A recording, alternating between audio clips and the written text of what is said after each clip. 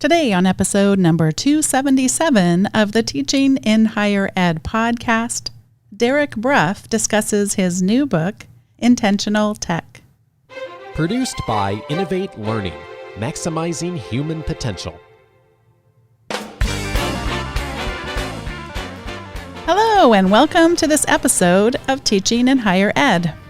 I'm Bonnie Stachowiak, and this is the space where we explore the art and science of being more effective at facilitating learning. We also share ways to improve our productivity approaches so we can have more peace in our lives and be even more present for our students.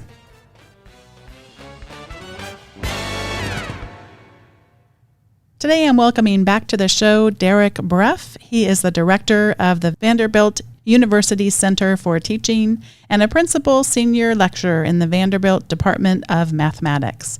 As director, he oversees the center's programming and offerings for faculty and graduate students, helping them develop foundational teaching skills and explore new ideas in teaching and learning. He also consults regularly with campus leaders about pedagogical issues, seeking to foster a university culture that supports effective teaching. Bruff's scholarly interests include educational technology, faculty development, and visual thinking. He writes about these topics on his blog, Agile Learning, and his second book, Intentional Tech, Principles to Guide the Use of Educational Technology in College Teaching, will be published in 2019 by West Virginia University Press. Derek, welcome back to Teaching in Higher Ed. Thanks, Bonnie. I'm super excited to be back. I had a fun time talking with you here a couple of years ago, and I'm excited to catch up and talk more about technology. That was nuts for me to look back and see how long it had been, because it seems like just a short time ago, and it's been great to stay connected over social media. And I think we just might want to hear what you've been up to since the last time you were on the show. A few things, yeah. I think the biggest project I've had over the past couple of years is this new book that I have coming out called Intentional Tech. And I'd written a book on teaching with classroom response systems back. It came out in 2009. Mm-hmm. And again, it's hard for me to think that it's already been 10 years since that book came out. And I'd wanted to do another book, and I finally kind of got the idea and made a pitch to Jim Lang over at West Virginia University Press, and he liked the idea. It was a little weird, really weird, but gratifying to go back into a big writing project like this, because I think I've grown as a writer over the last 10 years since my first book. When my first book was finished, I took 2 months off of kind of not writing at all. And then I started blogging. And that's kind of really when I started my blogging life.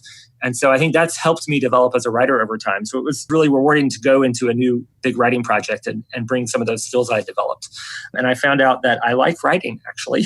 I really enjoyed the process of putting this book together. That is fabulous. I wish I could like writing.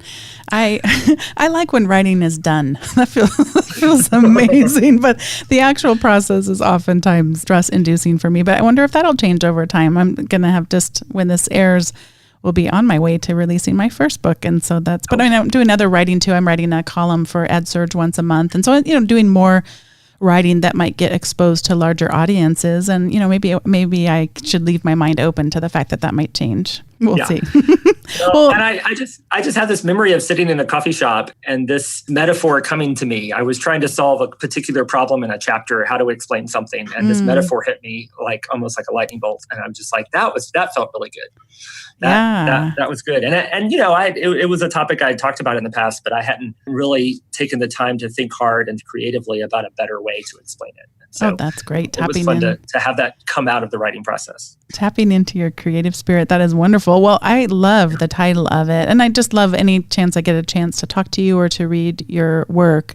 And when you were on the show last time, you talked about this times for telling. And I know we'll have a lot of new listeners since then. So we're not going to spend a lot of time on this. I'd encourage people to go back and listen to that other episode because you had so much to share. But would you talk about times for telling? Sure. And because I do think it's a really useful concept. It comes from a paper from 1999 by Schwartz and Bransford. And they talk about creating these learning experiences where students are kind of primed to learn something new. And often it involves some type of experience first that prepares students to kind of want to know the answer to something and to be ready to understand that answer.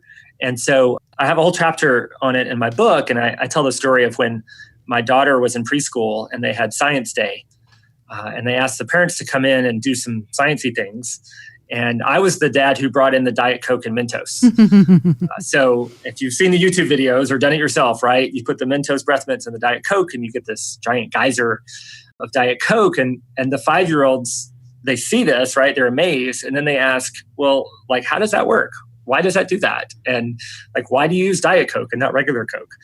And I just think it's a nice example of this idea of creating a time for telling. Like I could have started by explaining the whole process to them and tried to explain it in a way that 5-year-olds could understand, but they were much more interested and ready to hear some kind of explanation after they saw the demo. And so I use this a lot with faculty. In my work at Vanderbilt, I direct a teaching center. And so I'm often consulting with faculty in their teaching. And this idea that you might want to change the order of things or give students an experience first before you provide context and explanation. It's a little non-intuitive for faculty. I think we often want to kind of start off and define the thing or provide the background and the context before we turn the students loose, or give the students all the information they need to solve a problem and then see if they can solve the problem. And that makes a lot of intuitive sense. But sometimes if you give students a problem or an experience where they get stuck or they get challenged, it's going to challenge their mental models in a way that prepares them to change those mental models. One of the stories I share in my book, I really love hearing about creative uses of technology by other faculty. It's kind of my thing. And I talked with Kimberly Rogers, who teaches sociology at Dartmouth. And her technology was low tech. It was analog. She had her students play this game called Replay Health. It's a simulation and it involves some beanbag throwing. And students are in these groups and they throw beanbags at targets to try to earn money for their little fictional community. And they have a little profile that lists various health risk factors that they might have, right? They don't get enough sleep. They don't exercise enough. They smoke, right? They have a poor diet, these types of things. And then every round, some event happens randomly. You draw a deck of cards. And if you have certain health risk factors, you get unhealthier, right? You have a little health meter in your wallet. And the unhealthier you get, the further back you stand from the beanbag targets. So you're not able to kind of contribute as much or earn as much money.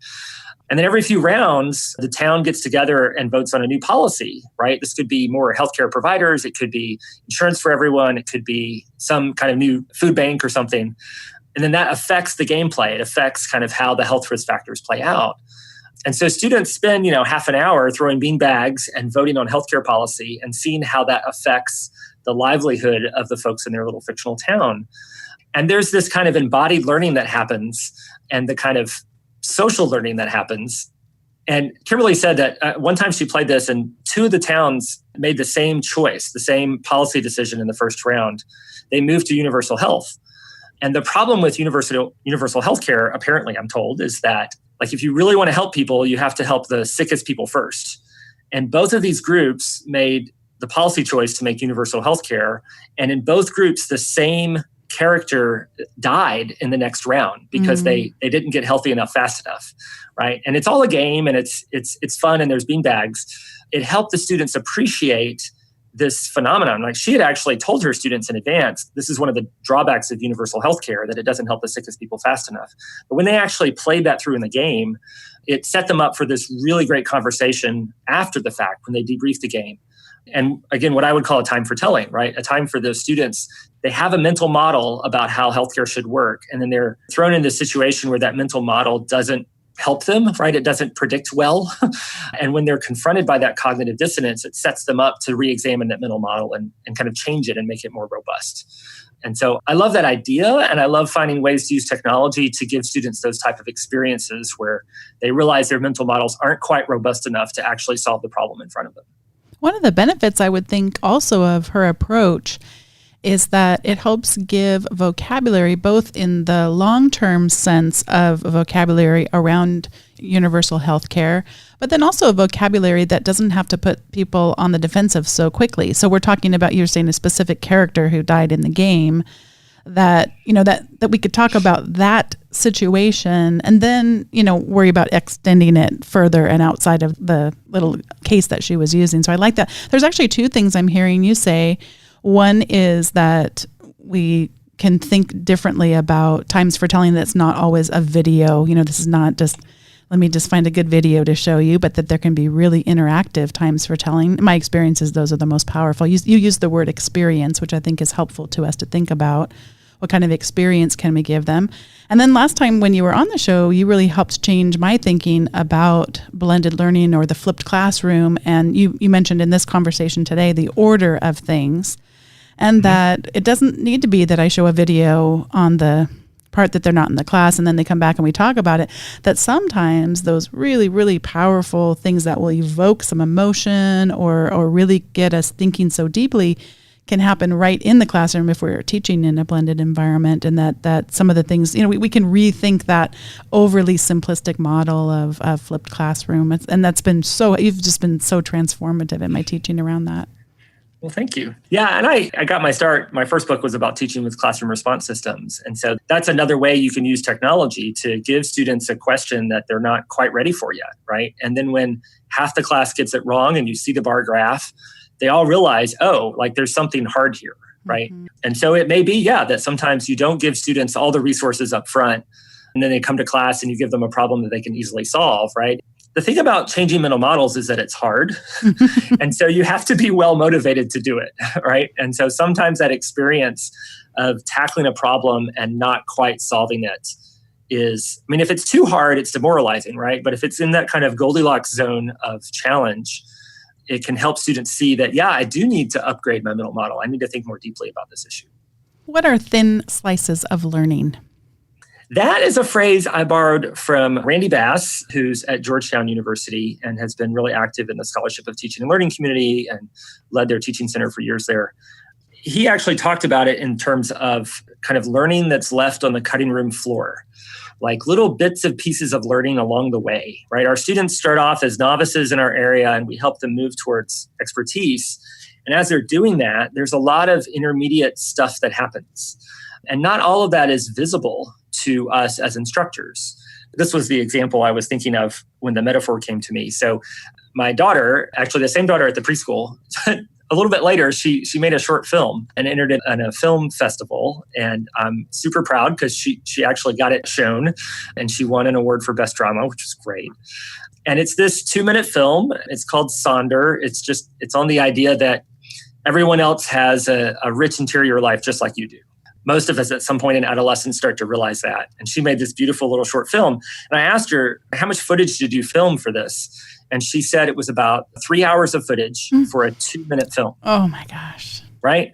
And so the editing that she had to do, right? And so she had this take and this scene and that scene and what characters to include and what characters not to include, right? There were a ton of decisions that she was making as an editor that aren't necessarily visible in the final product. And that's true for our students often. They turn in some project to us, a paper or a presentation or whatever it is. And often there's so much learning that went on behind the scenes that we're not necessarily privy to. And so I found that technology, one of the things it's good for, right? It's not good for everything, but one of the things it's good for is making visible these thin slices of student learning that happen along the way. And this is what we call in the business formative assessment, right? You're trying to figure out what and how your students are learning along the way so that you can provide them better feedback for their learning. And so technology can do this. A classroom response system can do this, right? You ask kind of one question in class and get an idea of where students are. But one of my favorite stories of using technology to make visible thin slices of student learning is Margaret Rubega is a professor of biology at the University of Connecticut. And she teaches an ornithology class. And one of her assignments is to have her students tweet about tweeters, right? About the birds that they see.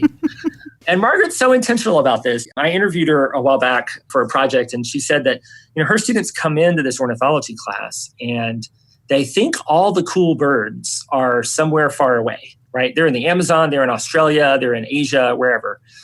And she wants them to know that actually bird behavior and ecology is really interesting, even in Connecticut, right? And so she asked them, as they go about their day, they're going to work, they're going to their apartment, they're going to school, to tweet about birds that they see. And it's an assignment, it's lightly graded, it doesn't count for much, but in the tweet, they have to record their observation, they have to say where they are, and they have to connect it to course material. And so what she's asking them to do is to practice transfer. They're taking what they're learning in the classroom with her and they're applying it in the outside world, right? In these new situations and looking for the things they're learning about in class and the birds that they see. And so as an example, one of my favorite tweets is this student who was walking by a golf course and he observed in his tweet that there were different songs coming from different areas of the golf course that these songbirds were singing. And he conjectured that the golf course itself, the fairways, was dividing the birds into territories. And I thought, I don't know if he's right, but that's a really insightful piece of observation, right? He's doing field work, right, for this class. And so I love how Twitter here is the technology of choice. And I think it's great because it's short, it's sweet. You can include a photo if you can get a photo of the bird that you just saw. It's right there on the student's phone in their pocket, right? When they're walking around, the presence of the phone in the pocket reminds them, oh, I need to be looking for birds for my class assignment, right? And then they can share it quickly and easily. They use a hashtag bird class, so they can find each other's tweets really easily. And so what Margaret gets are these little snapshots of students applying what they're learning in the field, right, as they're doing it. It's not that they observe something and they come back later and they report on it. It's kind of in the moment learning. And she gets to see it happening through Twitter. And I think that's just a really clever match between the technology and the pedagogy. She wants them to practice transferring in kind of small steps where they are. And the technology in this case is kind of the right match to help them do that. One of the terms that I have found over time really can be offensive and probably not very helpful either is this idea of, we're preparing students to go out into the real world. And the critiques of that phrase will say, well, they're already in the real world, and trying to have a better understanding by faculty of just the challenges that our students face today. And it's not like once they go out and get a job, they already have a job or perhaps two, and et cetera. Yeah. But I still think that we could get closer together, those that use that phrase and those that are opposed to it, to just wanting to help them work in different contexts. And I'm also hearing from the story that you just shared as just igniting curiosity.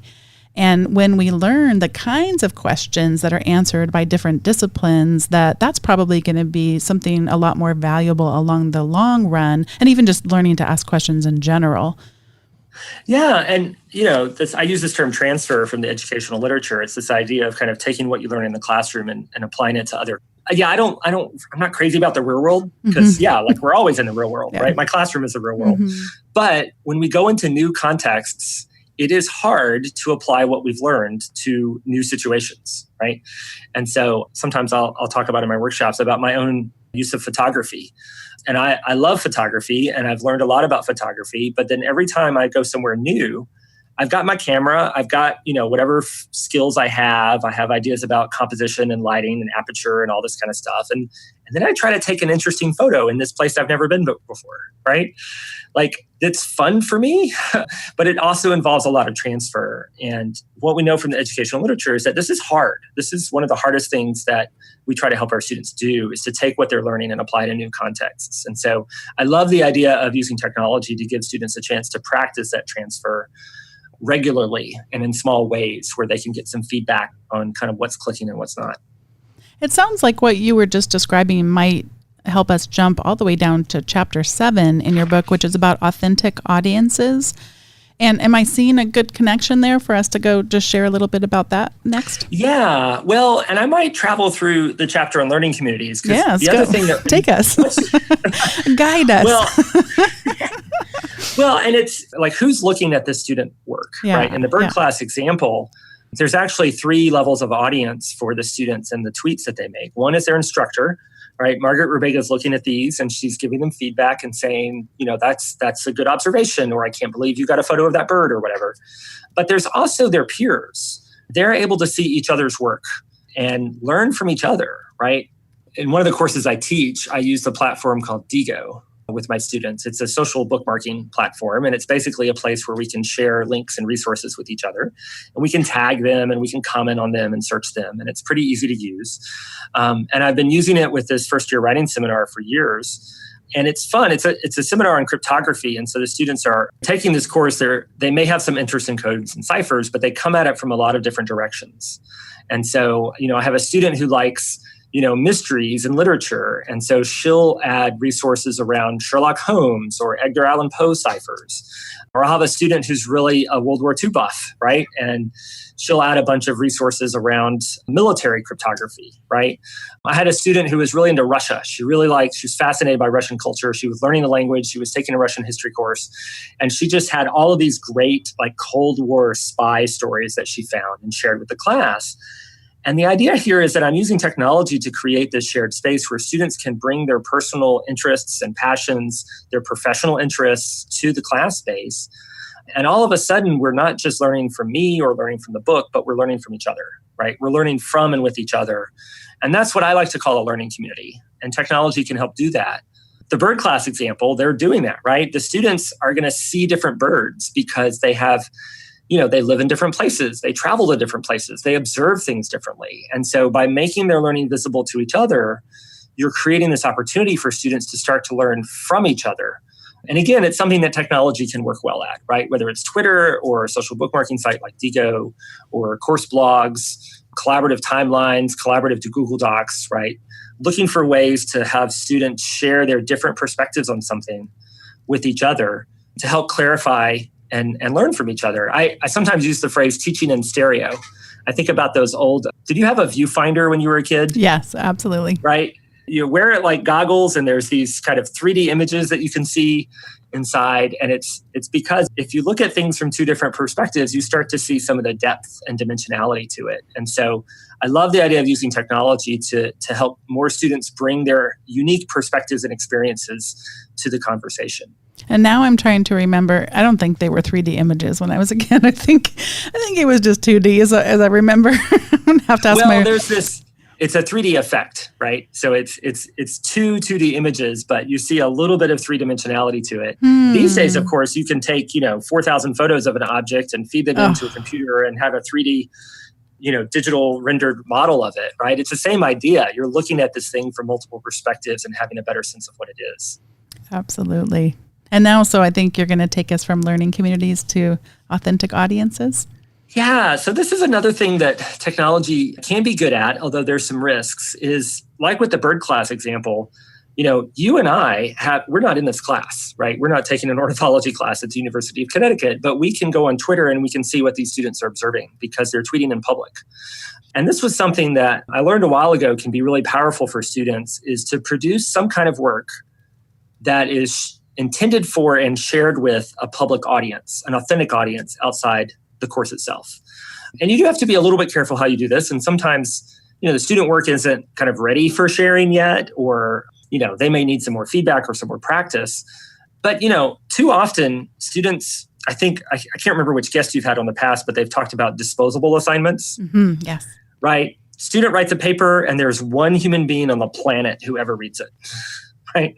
And sometimes that's fine. Sometimes they need to practice their skills, their argumentation skills, their writing skills. They need feedback on that, right? They need a safe place to get that feedback. But there's a whole different level of student engagement that happens when students know that they're writing or creating for the public, for a real audience outside of the course.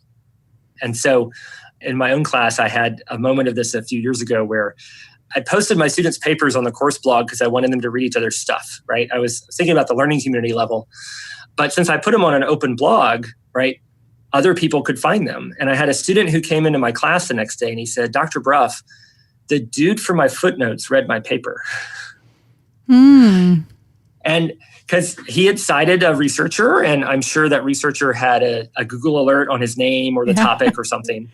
And so this guy, found the paper and read it and left this 900-word comment on the blog, like really, really helpful, like filling in some of the gaps for the student. And it was just like all of a sudden my student realized I'm not just turning this work into a professor. I'm like, there's a real audience out there. This is not busy work. This is really meaningful. And so one of the things in the 7th chapter of my book, I talk about using technology to connect students with authentic audiences. And it's something technology is good at, right? It helps us connect across time and space and distance. One of my favorite stories is we had a Vanderbilt professor, Jonathan Ratner, who is in our cinema and media arts program. And he had some student filmmakers who were making short experimental films, and he wanted them to have an audience for their work. And he connected with a graduate school colleague of his, Bridget Draxler, who was at, I think, Monmouth College at the time. She was teaching a writing course And she wanted her students to critique created objects and then have a conversation with the creators. You can't have students have a conversation with someone who wrote a poem in the 1800s, right? But you could have, Bridget had her students watch the videos that Jonathan's students were creating and then give them feedback, give them kind of critique. And then they had these moments where they would talk together about the creative process. And so the technology was a course blog and a couple of Skype sessions, right?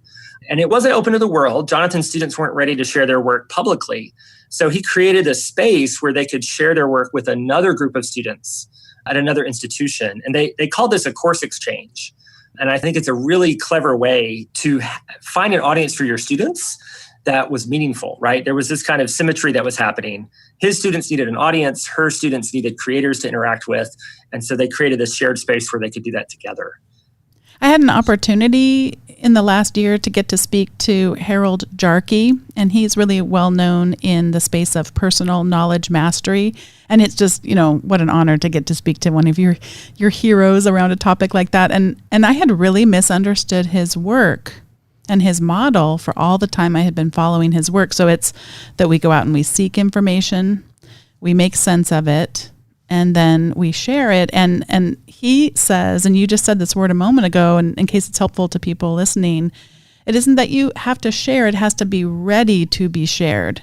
And we are going to come across people in our teaching who, first of all, it's legitimate if they just don't want to. Sometimes I try to just ask a few more questions, not to get into their personal lives, but to have a better appreciation. Sometimes people think like if they completely left themselves off the internet, then that's better than anything they could ever put out there. So we do talk a little bit about digital identities and how they actually can help people. But there are absolutely legitimate reasons why someone wouldn't want to share their work in online spaces. And so having an option for people is something that's kind of been eye-opening, but having people be preparing work that is shareable, to me, is the big takeaway that I've been really seeing so much in recent years. Yeah, and sometimes, like I say, it's either the students aren't ready or there's not a good way to connect them with an authentic audience. And so I like thinking about different kinds of audiences, right? Students in another course are one option. Sometimes you just put stuff out there in the hopes that someone will find it, right? So I have a class podcast and my students produce their work for an audience out there. I know they're downloaded and listened to. I don't really know who's listening to our class podcast, and that's fine. Sometimes just a hypothetical audience is sufficient, right? I have a colleague here at Vanderbilt who teaches a course on African-American art. And she had her students, this is Rebecca Van Diver, she had her students create a museum acquisition proposal. And so this isn't really technology. It was just, a written assignment in this case. But she had folks from our art gallery on campus come and meet with her students and talk about their process for how they decide how to add something to a collection. And then her students then had to make a pitch. They had to identify a piece of African-American art and research it and learn about it and then make a pitch for why a museum should add it. They didn't actually share those pitches with our art gallery here, but they knew who their hypothetical audience was, and it was a particular genre of work that they were creating for a particular kind of audience. And I think that does a lot to help students shape their work and refine it when they know who their actual audience is. Before we go on to the recommendation segment, I don't want to miss out on getting to ask you about multimodal assignments. What can you tell us about those? So this is another thing. Again, my book is called Intentional Tech because I'm trying to make the argument that our pedagogy needs to inform how we use our technology, right? That we're not just using technology for technology's sake or because someone told us to, but that we know why we're using it and what we're trying to accomplish with it. And one of the things that we know from the literature is that learning styles, as they're often described, don't really exist. This idea that, I have verbal learners in my class and visual learners and kinesthetic learners, and somehow I need to tailor my teaching modalities to those students, there's really not evidence for that in the research. But what is true is that we learn better when we encounter new things through multiple modalities. And so I think this is why learning styles seem popular, because if I'm a teacher and I'm trying to use a visual modality and a verbal modality and some type of, action, embodied modality for the kinesthetic learners, if I'm doing all of that in the same class session, I'm actually hitting this multimodal piece that we learn better when we encounter things in multiple ways. And so technology can be good for this, right? And so I have a chapter on thinking about kind of moving away from traditional written assignments, which again have their place. And sometimes that's the right move that you want to make as an instructor. But sometimes it makes sense to engage students through multiple modalities at once through an assignment. So words, pictures, audio, video. And again, this is something that technology can help us with. I talked with Tia Smith, who is a mass communications professor at Xavier University of Louisiana. And of course, she's in communication studies, so she uses a lot of media as it is, but she talked about all of these creative multimedia projects that her students did. I'm thinking about a course on women in media, and the actress Della Reese had recently passed. And so she asked her students to create some kind of multimodal object or story using Della Reese as an inspiration for kind of superheroes and women and media. And they went in a lot of different directions, right? There was one group of students created an Instagram account that looked at kind of images of women in media. My favorite example was a student group who made a short film about a superhero named Della who got her powers from her hair. There was multiple levels. It was kind of interesting to see how they kind of took some of the tropes of a modern day Marvel superhero, but they used it to talk about African-American women and their hair and how one might derive strength or not from one's hair. It was nicely complex, right? There were some cheesy moments, certainly, where she's like whipping someone with her braids, but it was a really interesting exploration of how we think about hair and particularly African-American hair. And so these are the types of things that I think tap into what's called dual coding, right? The idea that we have these kind of verbal channels in our brain and our visual channels, and when they work well together, it can create a really powerful learning experience. It helps us remember, it helps us understand. And by giving students a chance to move into other modalities, we can often tap into this dual coding effect and help them think more deeply about what they're doing. So one other example I have to share is my colleague here at Vanderbilt, Kylie Korsnack, who's going to be teaching at Berea College in Kentucky soon. She was a grad student in our English department, and she used something she called a digital revision assignment. So students wrote a paper in the traditional sense, and then later in the semester, they had to revise it in a different medium.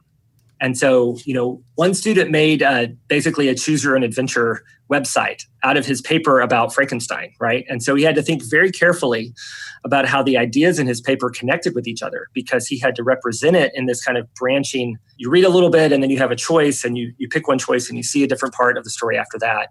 And so that medium shift required him to think really deeply about his transitions and how he connected ideas. She had a couple of students who made prezzies out of their arguments. And again, they had to create a visual map for the arguments that they were making. And it helped them understand how those arguments fit together, how the pieces fit together.